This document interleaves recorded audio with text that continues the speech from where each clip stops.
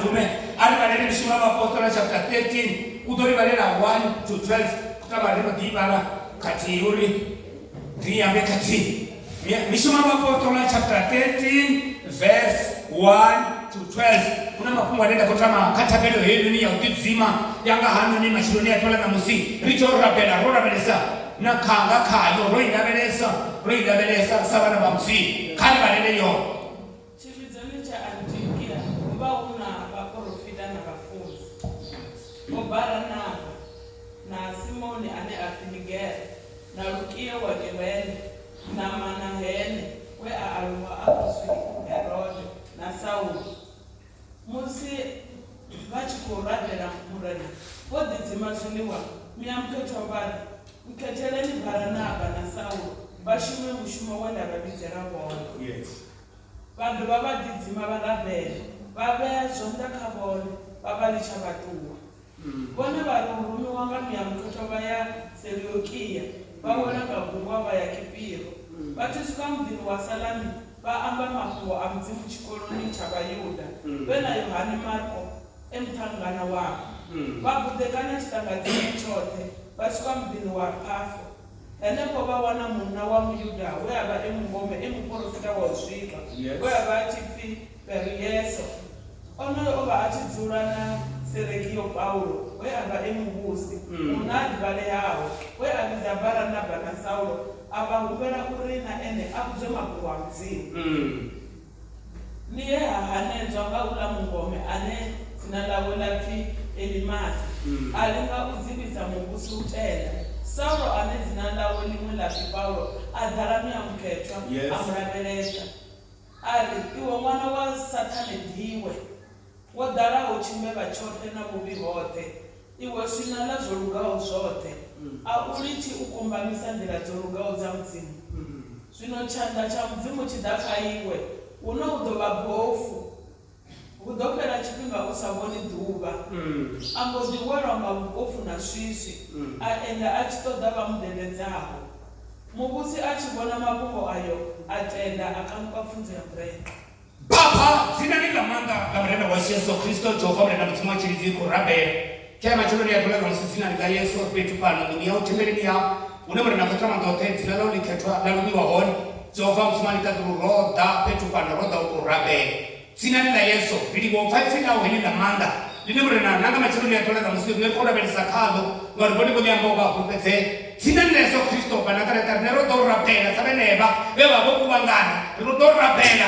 sabeneba bemutsimani kadurunga chipinga chenecho babudzima bachikwetera mubuso wavo Kristo mutsimani kaduru bane bambanga kabonga kafilavo bani kachane Saulo na Paulosi baite musumwenda babitela wona Kristo mutsimani kaduru ndiko rabela na Yesu Kristo banatara ka ruto twashi sinani na Yesu ndero rabela na kotra manda torora bela kapumo hili ndero rabela na kotra manda torora bela sa mutimonga kachini toechi na Yesu Kristo banatara ka ngabari farise babena rine mutsimani kaduru zote na rakodio sita petu pana sinani na Yesu sisani stirendisa chikotsa tsala muliketo ngoliboni mufemba wae kupete mure na Yesu Kristo banatara ka Jehova mena mtsimwashi niko rabela ndiri Kristo ngababena rine muyemtetwa kabari range panga bari sumbete muchimbizele bari sumbete muichere Kristo mutsimani kaduru ripana nitanga mlango huyu tunashafanya mfirichita na Yesu Kristo banatareka Jehova mrena mtumwachiraho ndiye abalibu amen hapa ngahano ni macholoni ya twala musingi kotama musingasunga na china chipinga chilo simini ndiye abe mafungo haya ngauto fupi paza zabudi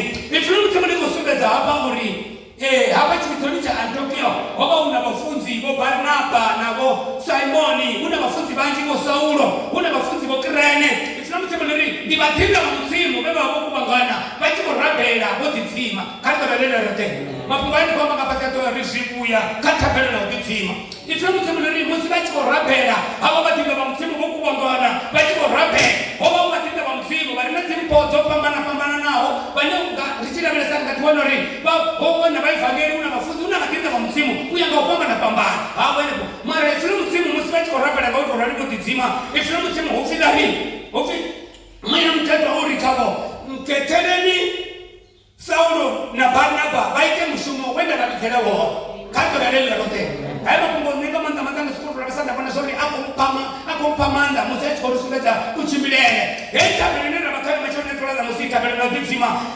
number 1 yani na direction ya kuchimbilele nga muzi kako lelo rote muzi bathi korabela bathi korabela bathi ukubangana bethuthili bathi korabela athi tendo zo yebethabela tothoma bathi ndifuna bathi rabela bahenepho bathi ndifuna bathi rabela bahenepho mara tsho mthimo lelinga hele thuba muya mkhetho bari mkhetheleni Paulo na Saulo na Barnaba baite mushumo wenda babithela wona bekuba nomthimo nena ndikolabela sabori eyithabelelera bakhabe macholo niyathola musi ndithabele yamanga ndithabele naguno ndithabele nabuchilo ndithabele nengakhayo sithu asikafanani namulo katorelena rote ene bera traone ene bana chibito cha apostolic unit ene bana korabela soda imone igwe ene bana chibito cha apostolic unit una watu kana una sithu sine mutima kota moto sichibita ngachakukoma ene mune sine kunyazo linari ziti mara ngakathabele ntoraliwe isina mutima liyakho siyamba bangawona chiko siyamba ndiyamba na Sunday ya machero mutima ngamba bari mteteri nibo mgeni nabo mgete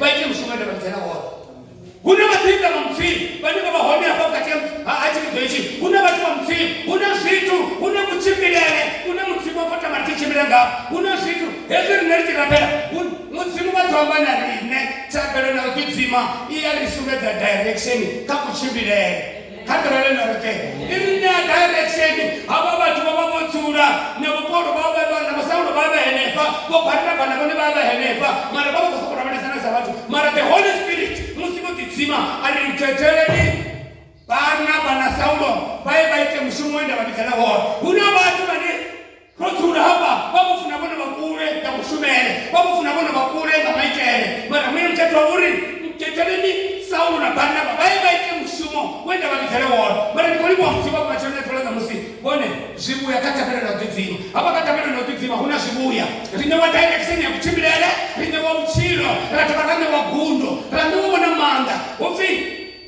badinga ba mutsimo bamboti ndoba badivima baba rabelela baba yazanda khabo baba lithabatu khatorelele rote beiwa alinengi batungo bona munafukana kufopi kana uombeza kana chanini huna ngwabathu ngari the Holy Spirit utonanga ngene mune memkhetho bayananga baba yazanda baba lithabatu ndilipo mwemkhetho hapa ufi mwemkhetho bali tuwanepo mwemkhetho hapa wala kebana batuwa baya Anomalia 2:3 verse 2:3 atabanye mamanga verse 2 ngane kwa mshuka apostol musi bachikorabela murena masindi wa myamkhetho wari eli Barnaba na Saulo yes bashume mushumo wenda babizela wona kaba bado baba ditsima barabela yes babe zwanda khabone baba lichabatu bona barurumi wanga myamkhethwa bona barurumi wanga myamkhethwa bayaselukiya bawona ngakuba bayakipira barurumi wanga myamkhethwa kebala bathu borumiwa ngamyamkhethwa sithi vakatabela no ditsima bayaselukiya isina msemleri bakira henefo bayakipira ufanele bayakipira katorelele rote bathi barona narufuna lokule uya ngakusumele kamthimo narufuna lokule roba rufuna kutura bakana matangani roba rufuna kutura bamakonde roba rufuna kutura ba roba rufuna bakama shango apanda katorelele rote boba ruma ngomuyemkhetho the Holy Spirit musinga manda rimerije rapela muyemkhetho uyashuma riyapanga napanga mushuma mthimo uthulibethu nti niwo uyapanga napanga ufika baba bajeleke pilo bekipiro bakha vachishika mudini wa Sarani vaamba mafungo amzimu chikolo vachishika mudini wa Salamu vaamba mafungo chikoloni vakanga vaamba mafungo vechirurumongo manga mwemkhetwa ndisibuye zatabele notidzima uya ndiwa fungo musirinaiti tidzima the Holy Spirit unanotutuweteuri rishume mushume mudzimo varikizere wona ezvivoni vachitidzima mwemkhetwa yakombetete vatu vana vana vatanzi gawai vana vatanzi rivatitanzi alikonopumula musivone vachirabele tabele notidzima avangapumuli kana ndi bizini avangapumuli kana ndi taxini avangapumuli kana ndi minyanyani vatudiva vachikuhamba nawamba ahunopumula kama na msimu musiyachirabele ngamandamanda tabele ino tidzima katoralelo rote mudzimu vori bizelo rinotanzira mafungo wa mudzimu mashama ufumachisipa vatanzira mafungo wa mudzimu katofo vabudekanya ngachitanga dzime chote vabudeka avantu vetonti varitanzira vavapira katoralelo rote vapira vasvika mudini wa Pafo vasvika mudini wa Pafo katori wa Pafo Nikutaka hapo mtini wasao ni wapafo. Wakashoko wabashikisa mtini wapafo. Mamuone mundaka hapo mtini wapafo ndio nenda kwenye kurudia mbele kwenye makubwa matu. Ifyo mtibuliri batishika hapo mtini wapafo ndio wale bawana munna weba emuyuta wa muprofita wa usipa wa mungom hata lelo rote oyo mketwa ali ngoma ruma tabero yotangana na mketwa bo rumi wa bon bata sika na mwepe tune au motowelea hata lelo rote abo bandite holy spirit abaraka panda bashika mtini wa pafa ele kubashika bawana munna wa mungome bashika bawana munna wa koma mtanda munebo wa mprofita wa usipa Bego homo na wa muyuta kanga wa muyuta.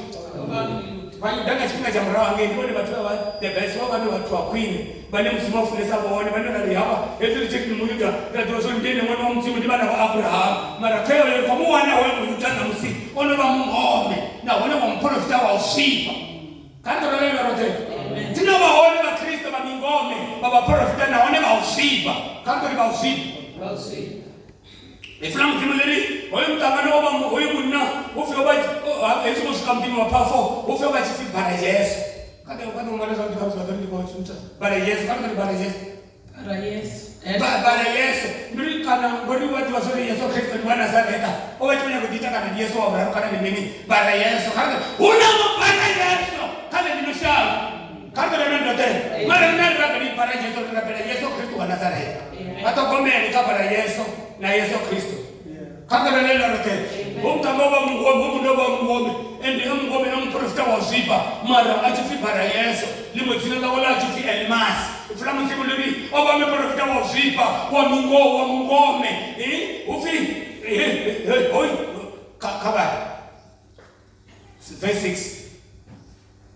Vabudekanya chitangadzime chote vasuka mudhini wapafu. Yeah. Enepo vawana muna wa muyuda weava emungome emuprofita wozvipa. Weava achifi bara Yesu. Yeah. Onoyo ova achidzura naSergio Paulo weava emugusi. Oyo muna vachidzura na kosi. Achito vatsiri na kosi. Kango na lelo rote. Oyo muna vatsiri na kosi. Achito vatsiri na kosi.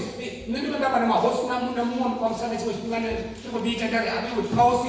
Ni kutiri kakana kusaba kinda wa mzini. Murao wange inu rari chibabona ba mahosi bachichimela na batinda wa mzini. Mara shinobe wanja chimela na batinda wa mzini. Niko chimela na mingome. Kako na bantu wote. Shindi kumungona na wewe kosi wa Yesu. Oba chimela na mngome. Ni oba chimela na mngome. Ungo na ufi oba atikuti aya batini na mngome. Kako mfosora aitani.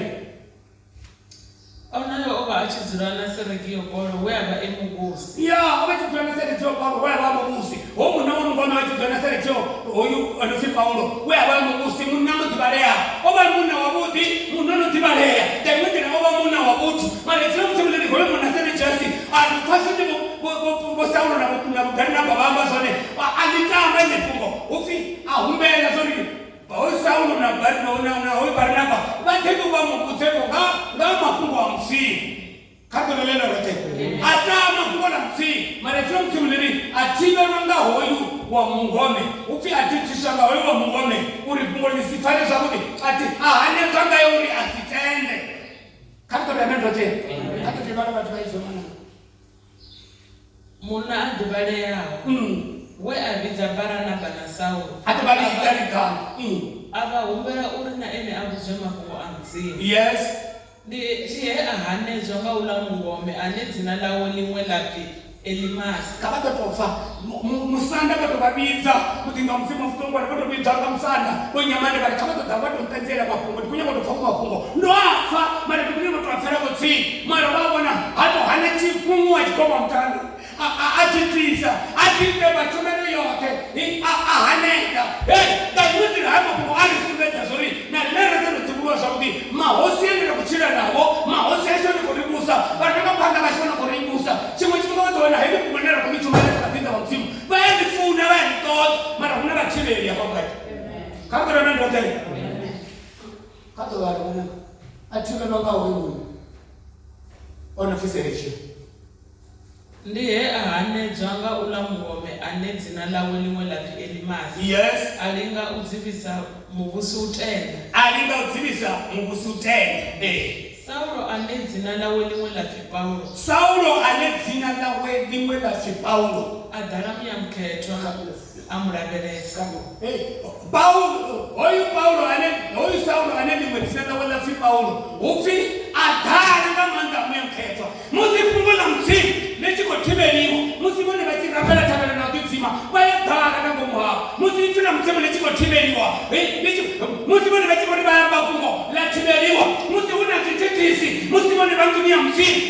Musibona zithethisi. Musibone ngirani ya mthimu. Musibona zipringeti. Musibone bona beleza. Ndile batiko thebela ngangoma ngirani ya mthimu. Musibati bona kuna zvimisi kana kuna zithethisi. Abanye bamwana wa mthimu ane barapela tabela za kudzima. Badala ngamanda muyamkhethwa. Kakara mendo te. Ufi Paulo ane dzina lawe la Saulo. Ese chibona ho munachi korali atharanga manda muyamkhethwa. Atharanga manda muyamkhethwa. Nduri muye watakuwa. Musipona mthimu lichithileliwa. Ni muye yeshu yatakuwa. Musipona tabeleni la tela na mfumo. Kakara mendo te. Jeri kwama. Mutana Yesu Kristo hapo uko chipo kwa buya. Bwana mtachibo chini. Mbona kai. Muyamkhethwa ya. Yatakuwa kama mimi yasho. Uyatakuwa kama mimi zacho. Riyafasiri baba. Haleluya. Amen. Kama ndiba mtema mafungu wale basathibi. Ale bathana ngokutana nabana bamthimu baseko bathibela ndina. Ale bayimaphanda abana bamthimu bathelezo longa mwana bamthimu. Udodala kamanda amthimu. Udodala kamanda muyamkhethwa. Ende bone batobhole. Sasa mthetisa thumela mthimu. Base mona ngiyethe matrani amthimu. Mthimu uthomba nayoshwa bale. Ndigayimane wo ungadema na kushemdina wao. Hakuna mtu anogema panda hao matwani hao matwa kapshido hao. Manya chama na chamba kwa mthimu matimati mwana. Kama ni amechititi. Onogema panda hao mtu mtupu. Mabaga abachamba kwa mthimu sema na bele sori mimi. Basa mshisheta na mingoma.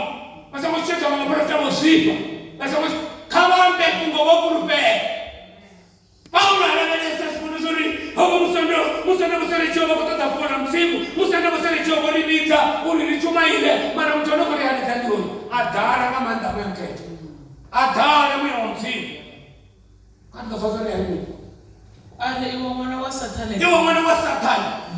Kama ndipo utasema tonda Satani arema pandao.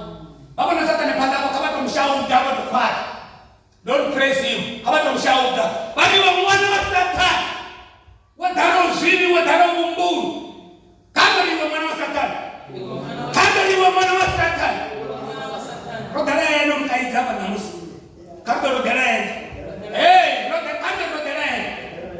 Narudi vima bali hapa. Sidi wazione hapo tulizione ngaye. Rodo kaiza yenu umuya. Alipo kaiza mtundu kaiza umuya. Kama rodara yenu ngaye. Amen. Rodara iwa mwana wa Satani. Kama rodara iwa mwana wa Satani. Ari iwo mwana wa Satani ndiwe. Wadara uchimbeba chote na bubi hote. Iwe sina lazo lugao zote. Wewe nenda mjini kutokana na mashule kule na msuguzi ni kapra yetu radio. Prayer yetu nikana na ndio tofani na bako ifana mtu choma. Eti bachiko yo kaita. Eti bachiko shauta manda. Eti ko kaita nyemere mbitote. Basi wewe kaita bachiko te kule za bachiko te. Kama to imutori. Iwe nyemere wa ndara mpini. Iwe nyemere wa buwate. Iwe nyemere wa chaka. Nyemere jere. Kaite omoya ndimuye wofana ngo tokaiziwa kama na mimi ndote wewe muye wote wao kaitiwa ndimuye ndoto kaitiwa Paulo asalonde ahamoga kosi atomofensana na mprofita wome ali iwe mwana wa Satani wotara wachimbeba na mubi wote iwe ndo wapengana na shibuya muye wa Satani wapengana na shibuya kama na mimi ndote kama wapengana na shibuya awana wachikopenya unakoba ndozani zero. Hallelujah. Awana wachika kama mwanzo mtunya kwa tu. Hai. Umegenda na shibuya. Awana mfano kutokotora leo. Unakukuchagura, akupupuza, unakukuja. Moyo wa Satani umegenda na shibuya. Awana bana ba Mungu acha unakotelea. Ubaye unapanga. Awana tu mkinuna mrara bafoko sea. Ndio mtenda kwa filingana na Satani diva. Upengana na shibuya. Amen. Kama ndio upengana na shibuya. Na masimu ni rema mbele atongo imaza huko. Atongo imaza huko ndio rara sina ndira. Baba leo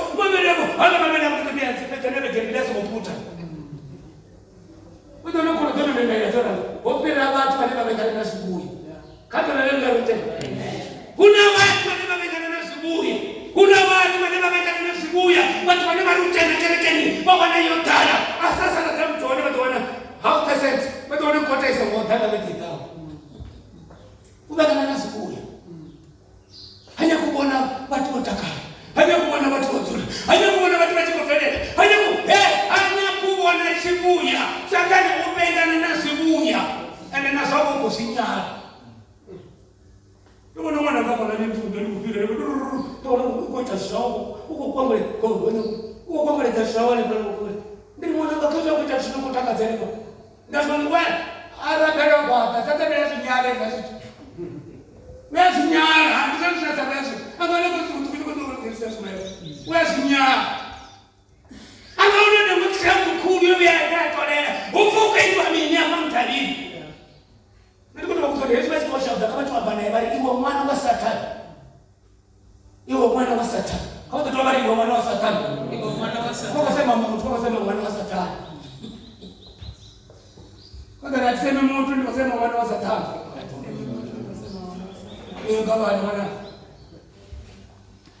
Iwe mwana wa Satani ndiwe udara uchimbeba chote na mubi hote. Udara uchimbeba chote na mubi hote.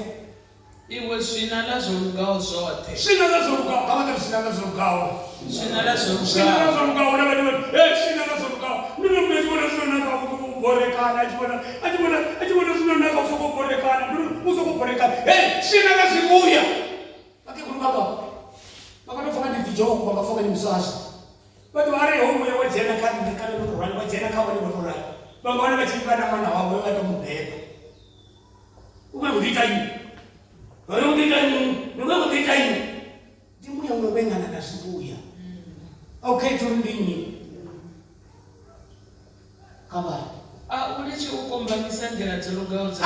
Ulichi ukomba misandela zolugao. Kandi ukomba misandela zolugao. Ulichi kandi ukomba misandela zolugao. Ulichi ukomba misandela zolugao ukomba. Bado ukomba misandela bora. Mbili tuketi chiko tani watu kuchibla chondo siti. Bado wakita kuchikomba miza. Bana bashi. Ulichi ukomba misandela zolugao. Wana bali kufanya, wana bali tani, wana bali kupata, wana mapingani, wana abali chukomba misandila zolugao. Ndila zoluga. Basi sikunya kutukombicha kukomba msala wote. Nenda kwa mashuru ya dola na nusi. Bado bailo sinabino kukomba misala zolugao zao. Elo sinabino kufuna kukomba misandila zolugao. Za mshiro ni hao. Elo sinabino kufuna kukomba misandila zolugao. Za kereke ni hao. Elo sinabino kufuna kukomba misandila zolugao. Simuni yao. Elo kone baba wale. Hapo ni bakubona sinabino kutoka kukomba misandila zolugao kabambe na ndo namusi. Kandori namusi na namusi. Kandori namusi. Sema ndio dawa na nikambula. Niki jengere kinamjiwa ile nikeni jana na swala ache. Mara kama ndo shau dasa tano. Elo kufuna kukomba misandila zolugao. Disaka de ndo tato kizima tako na chitu tiko transfer ndo kaita nimkaite mwana wa Satani oya ndo kufuna kuomba misa ndina zolugao tamsi kali kwa fori mute Shina chanda cha mzimu chidakaiwe. Shina chanda cha mzimu chidakaiwe. Unodoba bofu. Chanda cha mzimu chidakaiwe. Kala mutesa tani barishino. Now, from now, chanda cha mzimu chidakaiwe.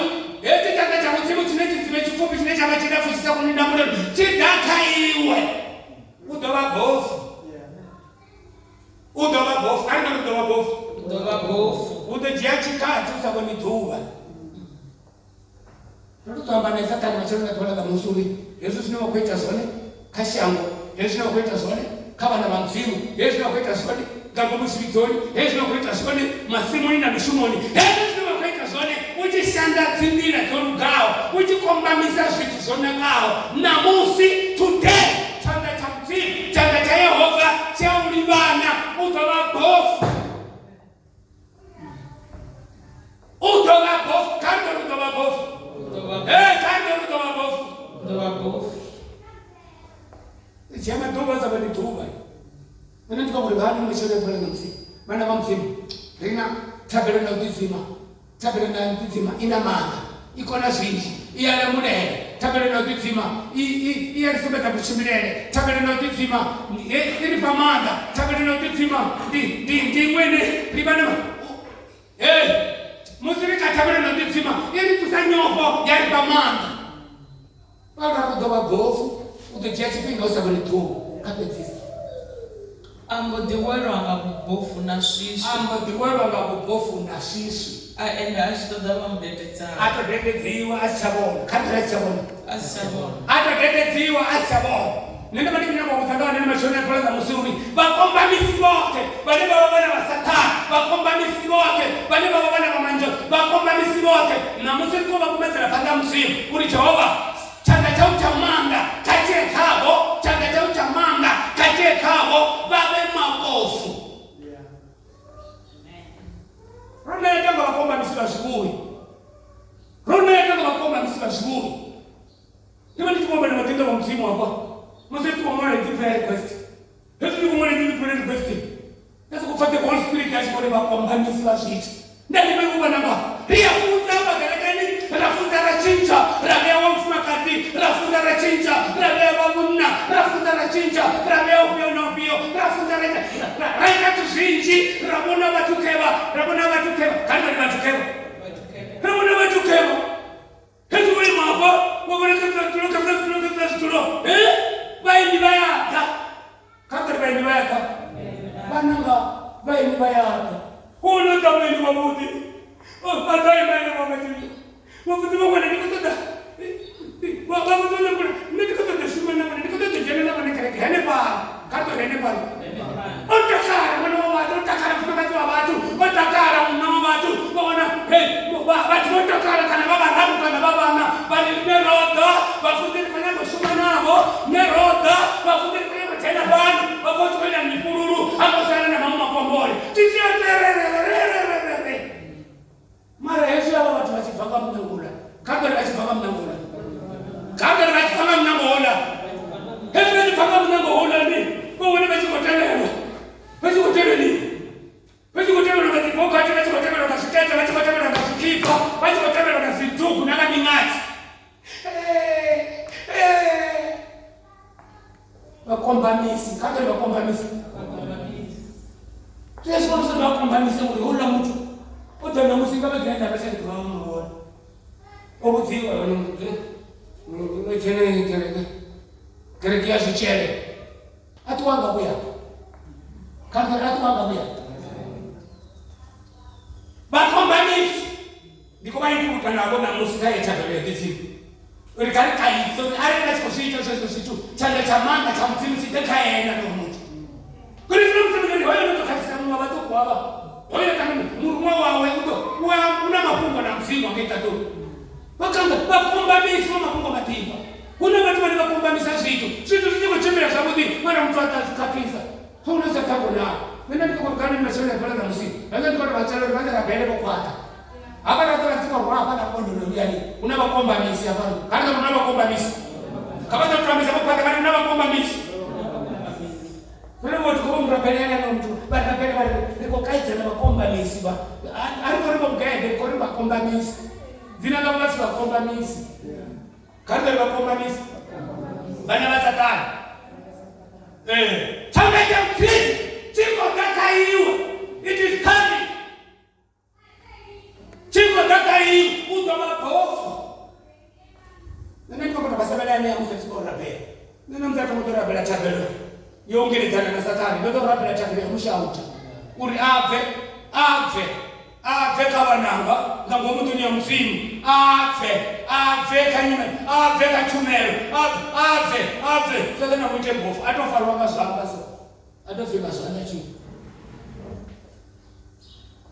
mudzimu kavandipatichaizi kwamure zvale ampedzisene namakungu aya ampedzisene namakungu aya Esther chapter 8 verse 21 kopedzopedza ngao ndikonopedza ngao vasvitsvezori musi chanda chayehovha chikarime achatoda murero ibva umwe petu musi chanda chayehovha chikarime achatoda kamusi gundo libva umwe petu musi chanda chayehovha chikarime achatoda mutori tuso rikadari musi chanda chayehovha chinarime achatoda kufika musi rituso raminini hezvi chanda chayehovha musi chinarime chakonorina murera hezvi chanda chayehovha chikarime chakonorichidza hezvi chanda chayehovha chikarime arikotoda mumuravaravo ngori rikuchimbira rina chanda chayehovha kandori rina chanda chayehovha kando rina chake cha Yehova. Kambale ni mwana. Esther chapter 8 verse 21 to 23. Ene kwa mramboni wa Ahava ndo uwelela ndari ridzi meshuliwa. Uri ridzi kuyedze panda ha mudzimu washu. Rumbele ndira ya vudi. Yashu na vana vashu na taka yashu yote. Kabe mane. Ene kwa mramboni wa Ahava na uwelela watu wote. Da kando nda uwelela. Ene kwa mramboni wa Ahava na uwelela watu wote riile ziliwa ridzime riile ziliwa. Rito dendira ya vana ya rine vane na vana vashu na taka yashu. Na zote zile za na zashi kurimeni kaba yashu na vana vashu na taka yashu yote ngauri ndoteledza uhumbela khosi uri iripe gomane na vanameli vadzimbi ngauri lamulela mashu na rendo kabe gomane na roteledza to parisia mapolisani kerekeni una vatu vanokodhina kerekeni arikasi mapote mapolisani riyazviteredza zvenyamisa zviyagora katori zviyagora riyazviteredza nane zviyashomisa ari kutoda protection inobva mapolisani ari kutoda protection inobva pamasole ari kutoda protection inobva pakazigoma mutanda namingo ari kutoda protection inobva umwebeti rine kadova ngauri rova robudza khosi rari neroibudza khosi najere vazvidiyo chanda cha mudzimu wacho chikavote vane vamutoda karikari chikavote karikari chikavote nekutoma vachidhiyama kungataufana nachanda novabhaira vamani chanda cha mudzimu chikavote vane vamutoda hezvari vakatoda chanda cha mudzimu chinodzovalamulera musi vadendoni chinodzovalamulera musi vendirani chinodzovalamulera musi vahayani vaigara kudzura chinodzovalamulera muchironi yavo vachikochitoda chikavote nakavone chihoni ari vachikumutoda ona buhari hawe na mbiti dzawe zvidhera vane vamurata hela buhari yawe na mbiti dzawe kudhera mashandukwa kandoralela tote ava vane vamushandukira mudzimu uya vavenga uva neabuhari nazvimwe zvitu zvitokutoza buti rambodzidzima zviliwa rahumbera mudzimu washo raamba zvenezvo rambodzidzima zviliwa kandi rambodzidzima zviliwa namusi rodzidzima zviliwa ichikoitira rimini kavade vambe problemu dzavo kandi rolelerote danofuna nofunda semandafunza dasiwedobere vetumu danofuna nofunda semandafunza namusi rina rodzidzima zviliwa uitiro rikonudza riembe namudzimu dziproblemu dzacho achizvifa kavambe na mudzimu problemu yavo vasakuderari vatoyamba svetiti mudzimu dzipindura ene asiyane kurifa ndeva ndikotamangano inachonatola namusi mananga hezviro rari kamusangana chiyasangana soona kumgete vagayi hayi namusini mukivera vanji vadzikurugoni vanji vaminyanyani vanji vakadhika kamusini kukatene vari kurabhera mara mudzimu kotamuramulera ngarini rine ririoni kariyambe dziproblemu kariyambe zvine zvaridhina kariyambe zvine zvarikondera kariyambe zvine zvakurinemera kariyambe zvine rakuzviona kariyambe zvine rakuzvitodza kariyambe mudzimu weshe kuitira mudzimu iri chanda chawe achingahambi vani akumutodza udori ne ende hanga richorifa udorifa nangamudorifa nanagomea shiwaena gamba nyangeni vadokuyangapana votolukisa zvino vadokuyangapana nemarandipana kadoramandotera karitakuwereta chabena kutama chitakuwereta chabena